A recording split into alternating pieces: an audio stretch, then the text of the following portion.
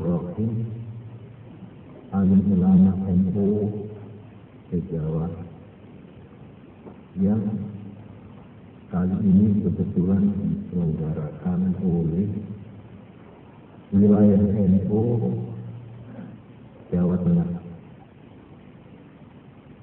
Tentunya orang yang teliti, orang yang jeli, mungkin ada yang bertanya, mengapa justru pertemuan se-Jawa ini kok diselenggarakan oleh wilayah Jawa Tengah? Malahan PBNU pun ikut termasuk yang diundang. Jadi saya ini kehadiran sebagai PBNU yang diundang dalam pertemuan. Tetapi sekalipun bahasanya itu sambutan, tapi maunya apa yang dimaksud juga minta, ya katakanlah petunjuk dari Bapak, sebagai Bapak terhadap ya omongannya. Memang saya mengerti dalam pikiran yang demikian itu, oleh karena kita sudah dididik untuk berpikir secara rasional, secara protokoler, secara organisatoris, ya segala macam pandangan yang menimbulkan pandangan dan penilaian khusus. Tetapi perlu saya ingatkan bahwa di kalangan alim ulama, khususnya Nahdlatul Ulama, ini sudah lama timbul katakanlah satu kebudayaan atau ya sudah menjadi kebiasaan, atau sebutlah sudah menjadi perwataan, yaitu yang disebut husnul tasawuf, adanya saling pengertian yang baik, yang ciri-cirinya itu tidak terlalu, ya katakan tidak terlalu formalistis, tidak terlalu bersifat resmi-resmian, tidak terlalu birokratis, walhasil ya asal ekspektasinya baik. Nah ini yang disebut husnul niyah. Di samping husnul tafahum, ini berkembang di kalangan ulama ajaran husnul niyah, tekad yang baik. Dan ada lagi yang disebut husnul dzan, baik sangka. Jadi saya pikir ya adanya pertemuan silaturahim ini, sekalipun mungkin ada yang baik dari kalangan Nahdlatul Ulama sebagai organisasi ataupun dari pihak luar timbul pertanyaan. Yang mudah-mudahan pertanyaan itu cukup sampai pertanyaan saja, ya. Para hadirin sekalian, memang alim ulama pada umumnya itu dididik oleh lingkungannya, oleh masyarakatnya untuk bersikap terbuka menurut apa adanya, gloposito, atau kalau istilahnya santri-santri lillahi ta'ala. Tapi gini, tapi maksudnya lillahi ta'ala dalam arti terbuka baik. Tapi dalam pandangan orang tertentu, sikap demikian ini ya ada yang menanggapi melihatnya sebagai sikap yang positif. Inilah kejujuran yang polos, kejujuran yang murni, atau dalam bahasa orang kampung lugu. Ulama itu agak ingin mimpi lugu. Ini dianggap positif. Tapi ada yang menanggapi itu dengan sini. Ya ini yang namanya dungu, ya ini. Dungu. Mudah masuk perangkap. Mudah dipermainkan. Wah, ini akhir-akhir macam mengatakan bicara. Orang sudah kami politikkan. Apa-apa dilihat dari kacamata politik. Kami alim ulama ini perlu saya tunjukkan bahwa memang ada perbedaan, apa disebut perbedaan kecil dalam menilai sesuatu. Tetapi yang jelas kita lihat sekarang bahwa dengan dipelopori oleh Nahdlatul Ulama, maka kini alim ulama sebagai kelompok, sebagai jamaah sudah terlepas sama sekali dari segala macam ikatan apapun yang bersifat politik. Tidak lagi terlibat dalam kegiatan-kegiatan yang disebut praktis politik.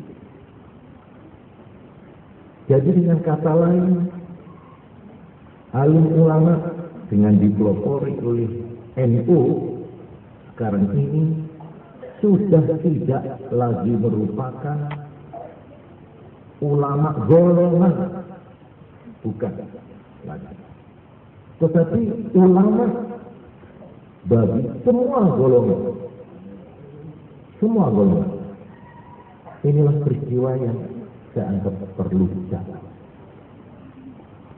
Yang penjabarannya dilaksanakan sejak pemilu 1987 yang lalu. Alim ulama dengan dipelopori oleh NU sekarang ini berfungsi, berperanan sebagai pemimpin masyarakat atau pemimpin sosial keagamaan bagi seluruh umat Islam Indonesia dimanapun mereka berada, apakah di P3, apakah di Golkar, apakah di PDI, apakah di pemerintah, apakah di ABRI dan masyarakat lainnya. Bahwa ulama sebagai pribadi itu tetap sebagai warga negara boleh saja bebas berpraktis politik, boleh ikut dimanapun, ikut di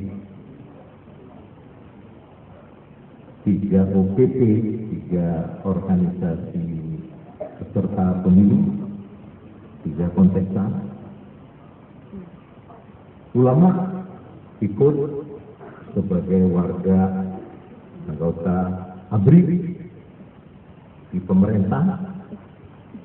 Jangan dikira di ABRI itu tidak ada ulamanya. Ada banyak. Ya, juga di pemerintahan ulama bukan monopolinya NU atau Muhammadiyah atau Perpi dan sebagainya. Jadi baik di lapangan eksekutif maupun legislatif, di Dewan Pertimbangan Agung dan lain-lain, ulama ada. Tapi mereka sejak sekarang tidak lagi mewakili ulama sebagai kelompok, tidak lagi mewakili, mencerminkan suara dari kelompok atau golongan ulama, tapi ya bersifat pribadi. Jadi kalau ada ulama duduk dimanapun itu tidak berarti mendapat mandat dari alim ulama, tidak. Ya itu mandat yang dipikul atas tanggung jawabnya. Sebagai kelompok, saya betul-betul terharu mendengarkan bacaan qari tadi. Saya bayang, apa itu syuhada 'alan nas? Apa itu syuhada 'alan nas? Tapi ini khitab ini ditujukan kepada umat Islam. Tentunya secara lebih utama khususnya alim ulamanya. Wa kadzalika ja'alnakum ummatan wasata. Ini kalau cara modern wasatan itu tengah-tengah, tidak memehak-mehak. Iya, tidak memehak-mehak, wasatan tengah-tengah, menegak, tegak, adil di tengah. Pandangannya, wawasannya pun harus wasatan, harus akomodatif, selektif. Itu ulama. Litakunu syuhada'a 'alan nas wa yakuna ar-rasulu 'alaikum syahida. Ini saya mohon tolong. Ini kebetulan hari ini seolah-olah ini merupakan tulisan buat hadirin kalau pulang. Catatlah ini sebagai misi utama dari ulama-ulama. Ummat wasatah. Coba tolong baca tafsir-tafsirnya itu dari semua macam tafsir. Dan walitakunu syuhada'a 'alan nas. Saya secara simpel, secara sederhana mengartikan syuhada ini sebagai saksi, sebagai pengawas, dan sekaligus sebagai pengayom 'alan nas. Dan kita wa yakuna rasul 'alaikum syahida. Ini saya kira kalau dijabarkan, ini saya kira cukup sebagai pegangan umat Islam dan sekaligus alim ulama. Atau dalam bahasa modern, syuhada ini bisa kita artikan sebagai kekuatan moral politik atau moral force, kekuatan moral yang memelihara dan menyuarakan suara hati nurani, menyuarakan suara kemanusiaan rakyat umum dan khususnya umat beragama, wa 'alal akhas umat Islam. Kekuatan moral ini penting dipahami dan dikaji lebih jauh. Sebab saya kira kedudukan ulama ini dengan meninggalkan lapangan praktis politik itu tidak berarti kita itu sebagai ulama lalu kehabisan kerja juga. Justru kita ini mengemban beban yang lebih berat dari cuma sebagai pelaku-pelaku dalam praktis. Disinilah saya tekankan ulama sebagai golongan perlunya menjalin kerjasama yang baik dengan umara dalam artian umum, dan saya tambahkan lagi di samping itu zu'ama termasuk intelektual, termasuk budayawan, dan termasuk pemimpin-pemimpin, tokoh-tokoh yang merasa bertanggung jawab atas bangsa ini, negara ini. Tiga pasangan ini saya kira, ulama, umara, dan ulama, ini perlu dibina, dimantapkan. Sebab saya ingat sebuah peribahasa, An-nas ala dini mulukihim atau kama qala. Rakyat itu manut agama rajanya. Artinya di dalam masyarakat ini ada panutan. Idza saluha yang baik saluhan nas wa idza fasadan nas, yaitu ulama wal umara. Saya yakin buat masyarakat Indonesia dan masyarakat yang lain juga tiga panutan masyarakat, tiga panutan dari bangsa. Ini tiganya, khususnya di Indonesia: satu ulama, dua umara, tiga duamat. Ini kalau tiga kelompok ini ada saling pengertian, ada saling pembagian tugas, mendukung dan sebagainya, insya Allah tidak ada masa gelap di Indonesia.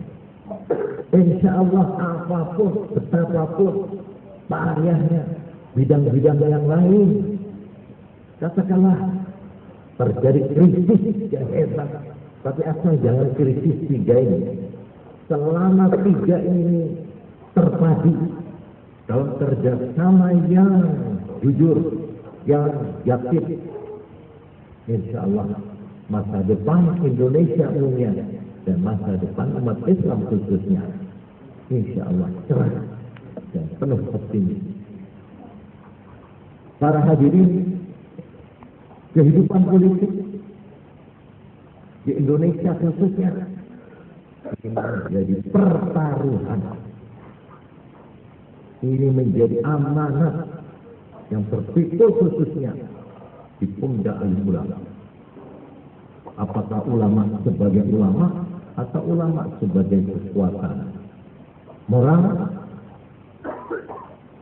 Kehidupan politik harus dijaga. Jangan sampai ya kasarnya menyeleweng atau menyimpang dari nilai-nilai akhlak moral, nilai-nilai ketuhanan agama, nilai-nilai kemanusiaan, tuntutan hati nurani rakyat manusia. Pokoknya harus lurus mencerminkan aspirasi rakyat yang murni, yang sangat mendasar. Ini ulama-ulama sebagai golongan, sebagai kekuatan moral harus secara aktif berusaha dan berperan mengembangkan suasana kehidupan politik yang sehat, yang tenang, yang stabil, yang mempunyai keseimbangan yang serasi di semua bidang. Ini saya kira bukan beban yang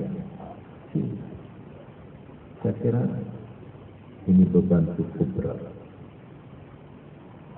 Tetapi perlu dicatat bahwa peranan itu tidak dalam bentuk keterlibatan langsung alim ulama dalam permainan atau dalam kegiatan politik praktis.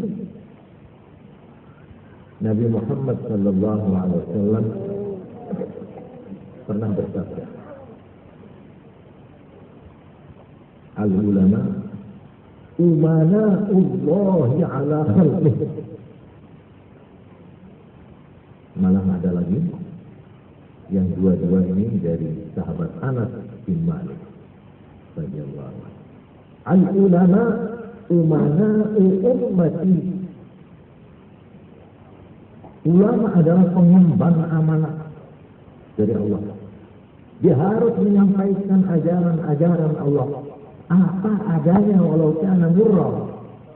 Tidak boleh dirobah-robah. Harus apa yang diperintahkan. Ini misi ulama. Dan sekaligus ulama adalah umana umat yang mendapat amanat untuk memelihara, untuk memimpin, untuk memberikan bimbingan, pengarahan yang benar terhadap umat kita. Secara umum Nabi besar Muhammad sallallahu alaihi wasallam pernah bersabda, al-ulama masabihul ardh, pelita obor di negeri itu, obor pelita penyuluh, wa khulafaul anbiya wa warasatul anbiya. Ulama adalah pelita dari bumi, wa khulafaul anbiya, penerus misi para anbiya, wa warasati, dan pewaris dari aku Rasulullah sallallahu alaihi wasallam, wa warasatul anbiya, dan pewaris para nabi yang mewarisi ilmunya, aqwalahum, yang mewarisi af'alahum wa a'malahum, dan juga pewaris mewarisi akhlaqahum min zuhdin wa khashyin wa sabrin wa hilmin wa. Itulah sebabnya di kalangan ulama dikenal alladzina warithu al-wirasah minan nabi. Di dalam aqwal itu disebut fuqaha, muhadditsin, mufassirin. Ada yang titik beratnya itu af'alahu. Ini yang dikenal ubbad. Ulama-ulama ubbad yang tekun beribadah. Ada lagi di samping mewarisi ilmu, mewarisi amal, juga mewarisi akhlak. Tambah mewarisi akhlak yang dikenal sebagai al-arifun atau disebut as-sufiyun. Ini adalah warasah. Para hadirin sekalian yang kami hormati, pemilu yang lalu 1987 ini memang kalau dibuka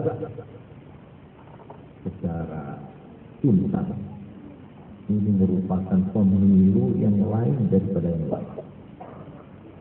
Sebab dengan pemilu yang lalu ini sebenarnya di Indonesia ini telah dimulai titik tolak penjabaran dari satu revolusi besar, atau dengan kata lain yang lebih sederhana, dengan pemilu 87 ini telah dimulai satu perlombaan besar-besaran dari misi Orde Baru. Nah, sekarang inilah penjabarannya. Sehingga saya dalam suatu kesempatan mengatakan, sejak pemilu yang lalu ibarat kereta api, maka kereta api itu sudah meninggalkan stasiun. Sehingga khususnya buat umat Islam, umumnya buat bangsa Indonesia, tidak ada alternatif lain. Ikut, silakan naik kereta api. Yang ini sudah meninggalkan stasiun, yang akan mencapai stasiun demi stasiun di hadapan Musa. Atau kalau tidak, silakan jangan ikut. Jangan kepala tanggung separuh kereta, separuh di tangan. Jangan. Kita tidak usah bermain begitu lagi, konyol nanti. Sudahlah, silakan. Ikut kereta penuhnya atau turun sepenuhnya. Ya, lihat jalan di atas rel, sepanjang rel itu. Ini tidak ada lagi alternatif lain. Itu sudah pemilu yang lain. Ini hakikat pemilu yang lain. Oleh karena itulah, maka ada perubahan bukan saja wawasan, tapi juga persiapan mental, khususnya dari umat Islam umumnya, dari bangsa Indonesia. Di sinilah kita harus melihat bagaimana di dalam menghadapi pemilu yang lalu itu diambil kebijaksanaan atau keputusan untuk memberikan kebebasan sepenuhnya kepada rakyat dan juga kebebasan dari anggota-anggota ormas-ormas Islam.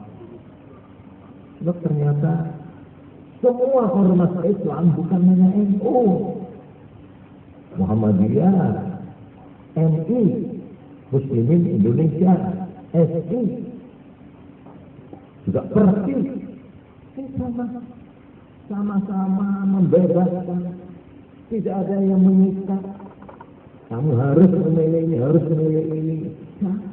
Sepakat. Sudah. Mujma' alaih saja. Muttafaqun alaih.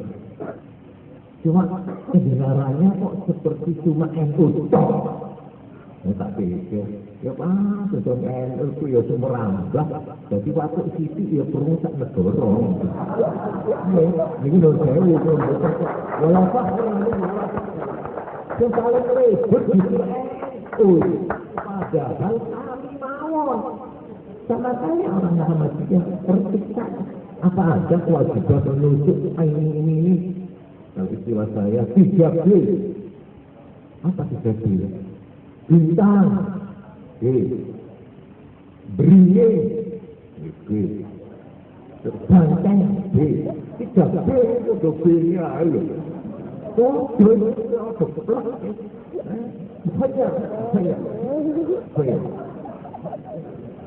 Jadi para rawuh, kalau kita lihat dari segi isalah, ini seolah-olah mensukseskan pemilu itu karena soal nasbul imam. Ini yang penting nanti mau memilih presiden. Itu yang penting, yang paling penting ini. Yang paling pokok nasbul imam. Nah ini sama Arab tuh, itu an-nasbul imam ada. Ya sedikitnya termasuk malayatimul wajibun illa bihi, bahwa wajibun malah nasbul imam itu dinyatakan ijma' sahabi, para sahabat semuanya sepeninggal Rasulullah Sallallahu Alaihi Wasallam. Ijma', tidak satu pun yang ingkar atau yang berpendapat lain. Wajib menegakkan imam dalam arti khalifah, dalam arti kepala negara, dalam arti sekarang presiden. Ini merupakan satu. Kalau tidak, akan timbul kaos, akan timbul mulia yang tidak tertanggung, tidak terpikulkan baik dilihat dari sudut agama maupun dilihat dari sudut lain. Nah, bahwa memilih yang mana? Dengan adanya undang-undang nomor 3 kalau tidak salah tahun berapa 1985. Ini kalau kita mau melek ya dengan betul-betul itu sebenarnya di sana sudah dirasakan jalan bahwa semua 3B itu sekalipun nama dan bentuknya berlain-lain, tapi dasarnya sebenarnya kalau kita mau gitu, kita melihat realitas sejak tahun 75, sejak lahirnya P3, PDI, Golkar sebagai penyederhanaan partai-partai hanya tinggal 3. Itu kita kalau arif dan awas, waktu itu sudah tidak ada label-label atau merek-merek yang lain-lain. Semua rata saja. PPP, Partai Persatuan Pembangunan. PDI, Partai Demokrasi Indonesia. Golkar. Malah ada yang lupa. PP ini kok boten mawi I. Zaman semacam. Kenapa tidak disebut Partai Pembangunan Islam? Itu sebenarnya mulai sejak itu label itu sudah mulai diturunkan. Yang ada tinggal di dalam anggaran dasar saja. Dan anggaran dasar ini pun setelah pemilu ini berakhir. Khususnya ya ini 2 tahun penyesuaian dengan undang-undang. Ini kalau kita mengikuti realitas dengan nyata, memang tidak boleh lagi disebut-sebut ideologi. Tidak ada partai Islam, tidak ada partai Kristen, tidak ada Katolik, tidak ada Hindu, tidak ada Marxis, tidak ada sosialis, tidak ada Marxis, apalagi kalau Marxis. Tantangan besar kalau itu, ya. Jadi sudah tidak ada. Ini dalam teori, dalam prinsip. Ini sebenarnya hakikat kenyataan itulah. Oh, bahwa ini kadang-kadang sok di ini kembangan begini, ya itu katakan saja itu biasa. Apalagi kalau dijadikan kampanye, ya sudah itu lumrah. Tapi hakikatnya kenyataan begini. Setuju tidak setuju ini sudah menjadi undang-undang. Berarti ini sudah menjadi putusan negara. Di sini sudah berlaku ati Allah wa ati Rasul wa ulil amri minkum. Ini sudah sekarang. Tidak ada pilihan. Jadi para hadirin, dari sudut fikih, saya pernah baca. Umpama pemerintah negara ini sudah menetapkan orang supaya puasa 3 hari sebelum istisqa. Itu kan cuma sunat, poso 3 dino sak durunge sholat istisqa. Tapi kalau pemerintah negara yang ngambil keputusan, itu menjadi wajib. Termasuk wa ulil amri minkum, wajib itu ditaati itu. Inilah kalau kita mau bicara soal hukum Islam, ya perkara sampean wis ora seneng atau ora perlu lihat hukum Islam, ya monggo kerso. Monggo. Bahwa penting sing sok. Jadi sok lho. Kulo ame kulo kiai mempolitisir agama. Memperangus agama, hukum agama. Wah, dia monggo ya baca tiang macam-macam ya. Tempat berpijak dan lain-lain. Latar belakangnya juga lain-lain. Motivasinya lain-lain. Tapi yang pulau terus terang. Sejak Nahdlatul Ulama ini dengan muktamarnya yang ke-27 menempatkan ulama sebagai penanggung jawab terutama dan pertama. Ini hukum agama itu harus dijadikan pegangan pokok nih. Apa-apa kita lihat dari sudut agama, hukum agama, hukum syariat, hukum fiqhiyah itu sudah keharusan. Saya sebagai roh Islam tidak bisa lain kecuali harus begitu. Bagaimana menurut hukum agama? Para hadirin, kalau kita lihat dari sudut ini, dari sudut hukum agama, jadi kebebasan memilih itu sebenarnya amrun mubah, perkara yang mubah. Jadi mubah ligatihi mubah. Ya wujudnya boleh saja. Loh, ini ulama-ulama NU itu bertanggung jawab. Wakal memutuskan di muktamar memberi kebebasan kepada warga NU untuk menyalurkan aspirasi politiknya dimanapun saja. Tak ngotot keputusan ini ya. Loh, saya bilang kalau ada orang yang ingin merubah ini, kalau orang saya kira kurang tepat. Muktamar, undang muktamar ya, kenapa itu muktamar itu bodoh itu kok ngotot? Ayo muktamar yang berikutnya buset. Dibetulkan kalau salah. Tapi selama muktamar itu menjadi pegangan, tidak ada lain. Ini artinya mubah ligatihi.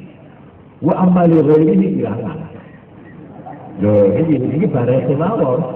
Bapak wonten iki bakat lepas itu ngene. Nggih pun dipun. Ajak bae pokokipun lidati mubah. Tapi sakit wajib li ghairihi. Malahan sakit haram li ghairihi. Iya, macam bener tuh ini. Enggak, rasanya ini mubah lidatihi. Nah, lidatihi mubah itu mangan itu mubah. Tapi niatnya taqawi ibadah masalah, gimana sunat itu? Ini tergantung pun terserah niat dewi-dewi, nggak tahu apa pun. Ini perkara koyokan itu biasa, kalau nggak tahu apa. Malah pulang itu anggap saja itu mimpi buruk berkemawan.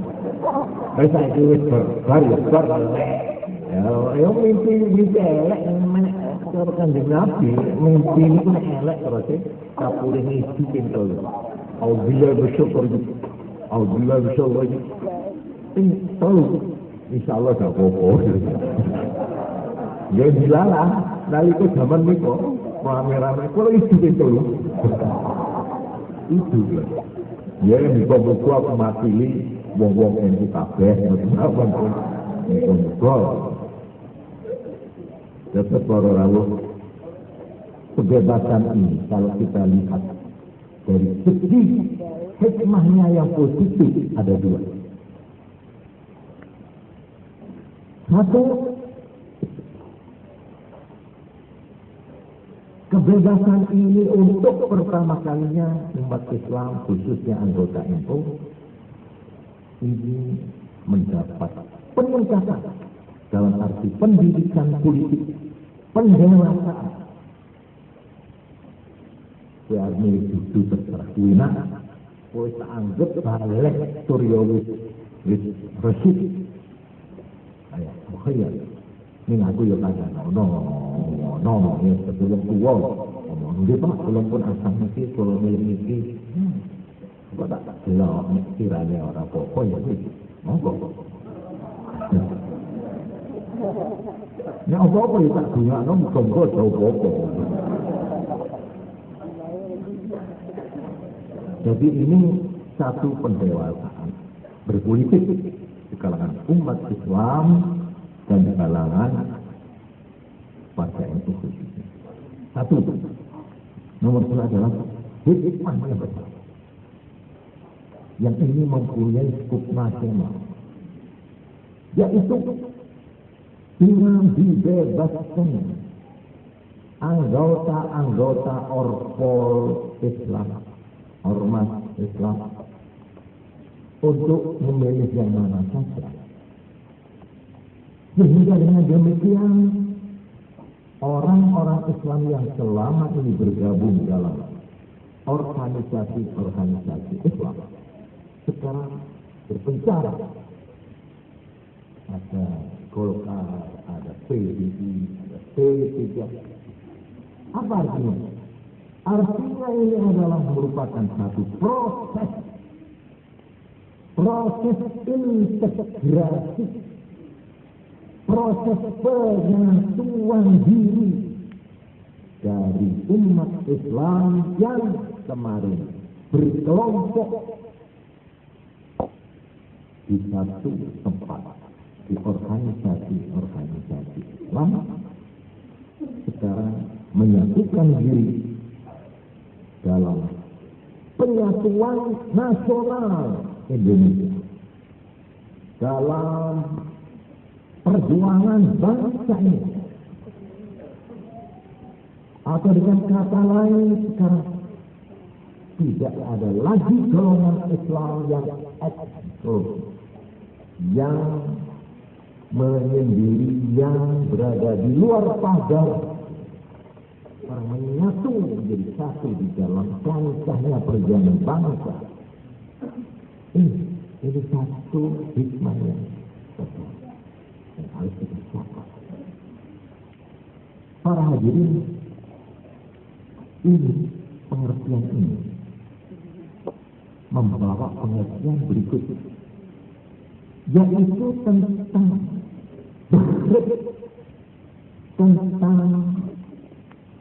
mahiyah atau tentang definisi yang namanya umat Islam. Ada orang yang nyelatuk, bagaimana sekarang? Loh kenapa? Sekarang potensi Islam, potensi umat Islam sudah berakhir. Loh, nanti itu. Saya ingin tanya sampean, ya, yang sampean maksud umat Islam menurut sampean itu yang mana?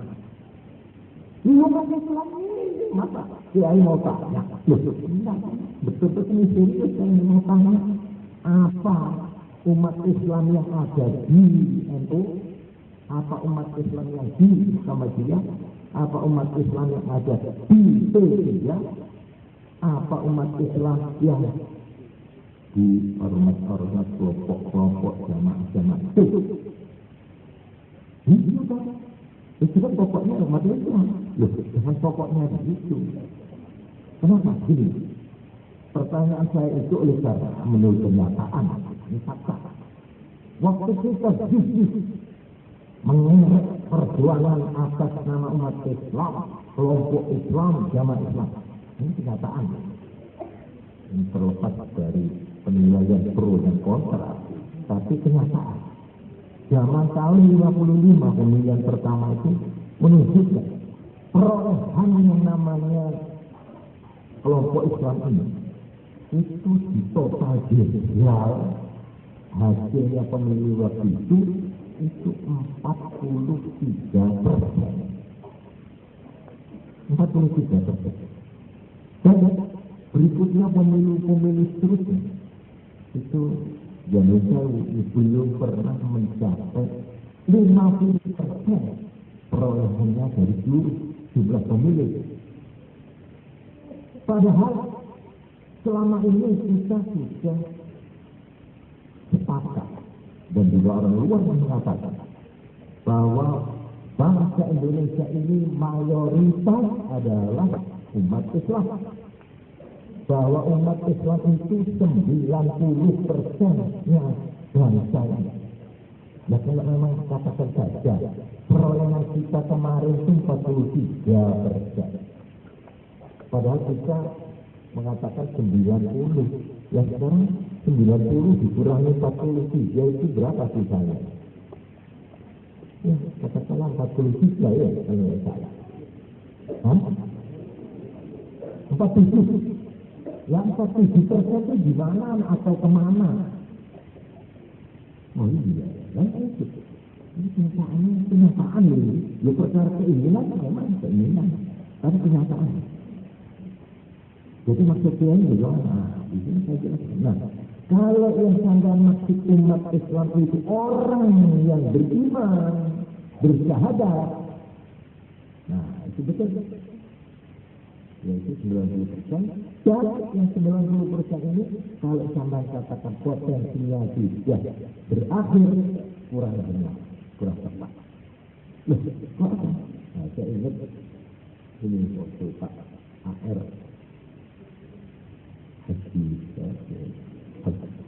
Abdul Razak Fakhruddin, Ketua Majelis Muhammadiyah,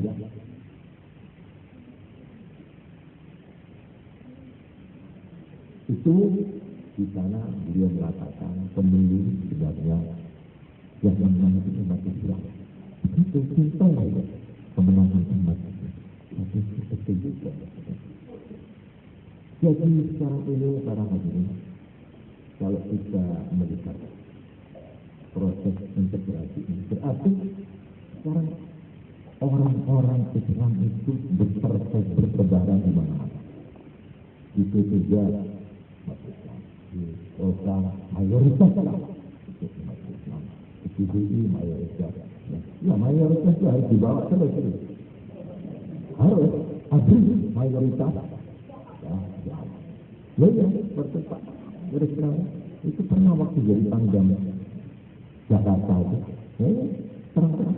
Saya juga terang-terangan ada Pak Sangat. Dia pun abdi itu kebetulan. Saya katakan Sangatnya itu seorang bukan Islam. Ya. Tapi anak buahnya itu 90% Islam. Loh, kata saya bukan kata saya. Katanya Pak Pangdam saya. waktu itu. Itu malah saya terus orang pasar itu yang mayoritas siapa? Yang Islam. Tengah beca. Yang hasil para hadirin kalau kamu melihat secara berani umat Islam bersebar di mana-mana. Kalau pengertian umat Islam itu begitu, betul. Umat Islam merupakan mayoritas. Nah, disinilah bebas memilih itu hikmahnya yang positif ini. Para hadirin, memang sebenarnya bebas memilih ini sebenarnya ini bukan saja bebas dalam arti tidak dibelenggu, tidak didikte berlawanan dengan kemauan atau pertimbangan sendiri. Juga saya artikan bebas mengikuti fatwa kiai atau pemimpin yang disetujui. Lah sampai ini kiai ini menganjurkan supaya begini, pemimpin menganjur supaya tersama. Lah samanya apa? Ya saya ada kalau saya ikut orang. Asal sampai merasa tidak ditekan, tidak merasa apa, ya pas memilih itu begitu artinya. Mengikuti fatwa itu hak.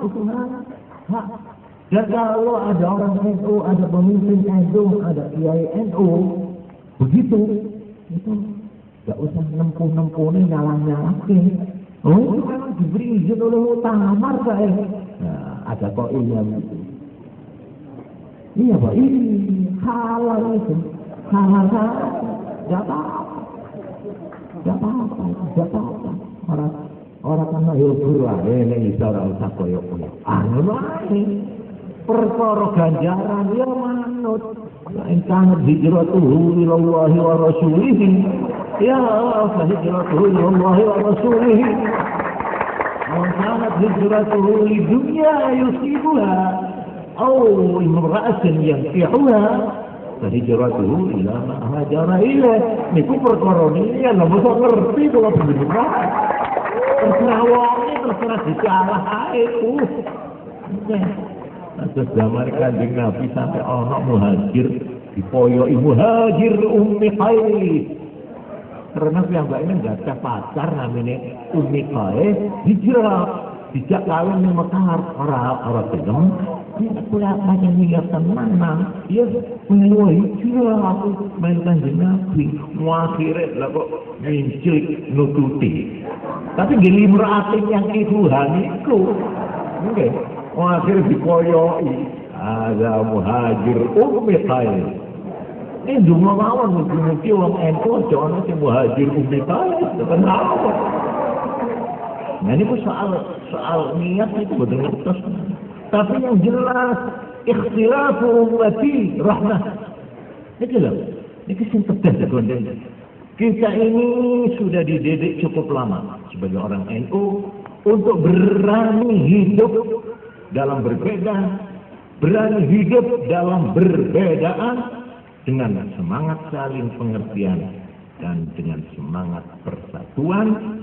Sesungguhnya dicerminkan dengan haluan kita Nahdlatul Ulama itu tidak ta'yin satu mazhab, tidak, tapi digunakan kata-kata ihdal mazahibil arba'ah.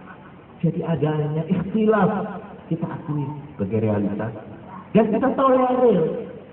Jadi umpama ada orang Maliki mau masuk NU, boleh apa enggak? Boleh. Hanafi boleh. Kita ikut Syafi'i dengan tidak mengeceh, meleceh atau menganggap kurang utamanya Imam Hanafi, Imam Maliki dan Syafi'i. Sama kullun muslim.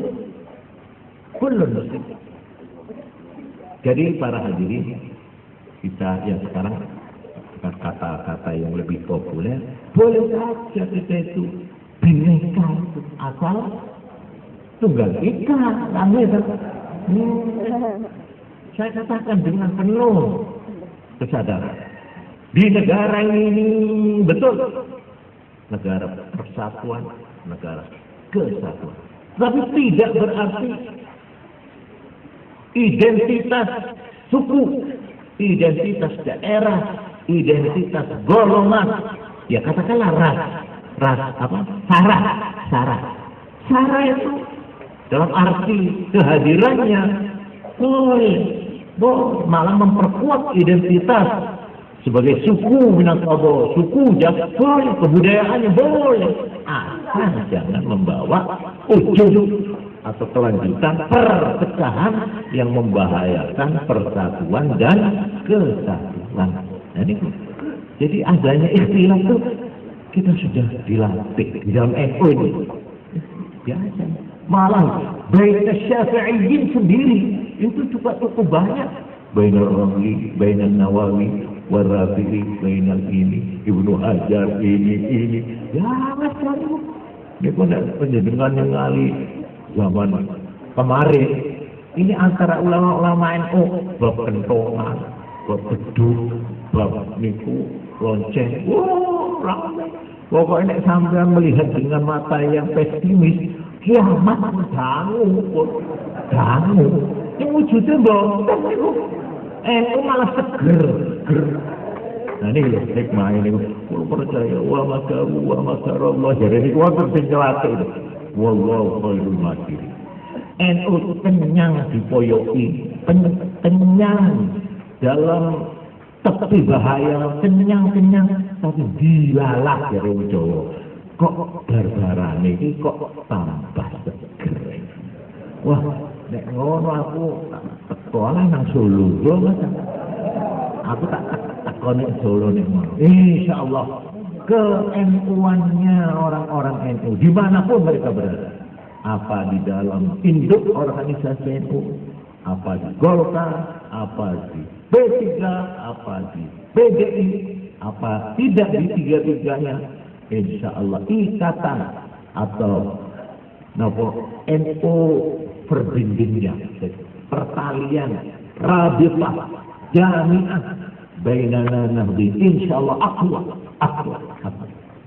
Masih ya opo nek janji wong NU DMB bae. Katakanlah teko patine, teko larane. Nggih, teko moyoi tapi ora teko napa. Mati. Insyaallah. Nggih napa boten? Nah, karena itu marilah kita sebagai penerus, sebagai pemimpin maupun sebagai ulama, marilah Nahdlatul Ulama dengan segala citranya ini kita tegakkan wasatan, ummatan wasatan, litakunu syuhada 'alan nas wa yakuna ar-rasulu 'alaikum syahid. Para rawuh, kula sampun asal serat bahwa sebentar lagi istirahat. Jadi yang penting menurut saya, kesimpulan saya, pertama kita harus mengaji dan berani membaca kenyataan yang ada sudah pemilu. Mari kenyataan baru ini apa saja, baik melihat undang-undang maupun melihat kenyataan dan sebagainya. Kita harus pandai membaca realitas, membaca istilah hukum ini, muktadul hal itu ya. Ini kenyataan. Saudara setuju atau tidak setuju itu soal lain.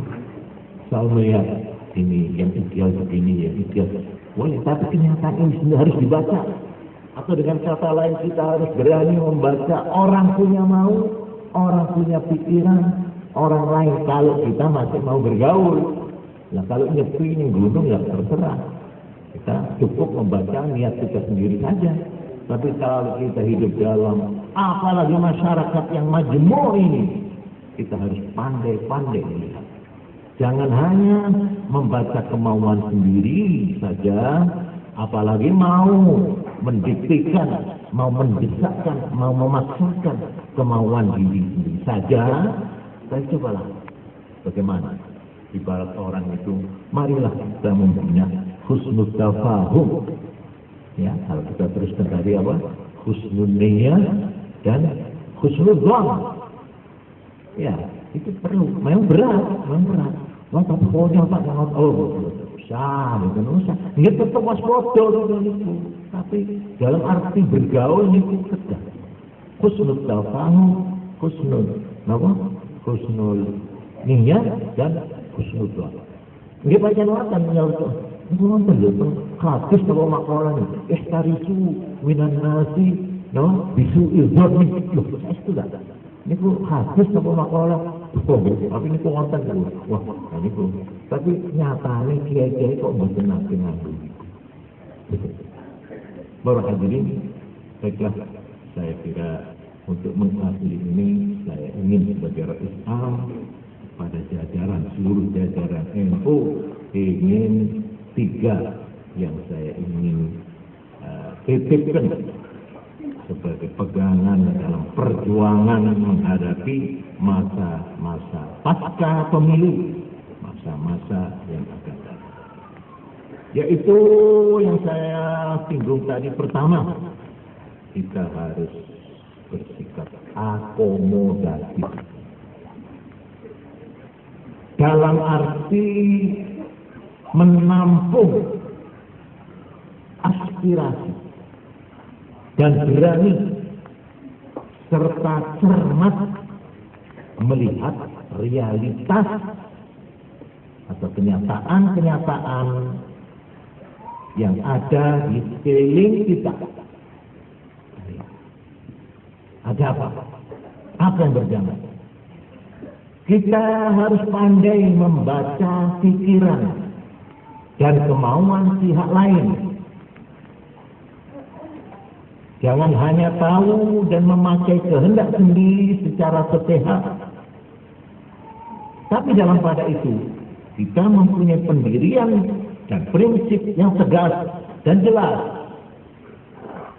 Sungguh pun kita mempunyai pendirian dan prinsip yang jelas, ini tidak berarti bahwa kita tidak bisa bertindak dan berlaku supel dan bijaksana dalam pergaulan bersama secara terbuka, memberi dan menerima. Tegas dalam pendirian, supel dalam pergaulan. Ini betul-betul mohon dijadikan renungan untuk dipikirkan terutama oleh pemimpin-pemimpin yang bertanggung jawab dalam jajaran Nahdlatul Ulama. 2, selektif. Artinya kita mengadakan seleksi. Realitas kita tampung. Lalu kita melakukan seleksi atas segala sesuatunya. Mana yang memang manfaat kita ambil. Yang positif kita ambil. Nah, selektif itu artinya yang tidak bertentangan dengan nilai-nilai agama.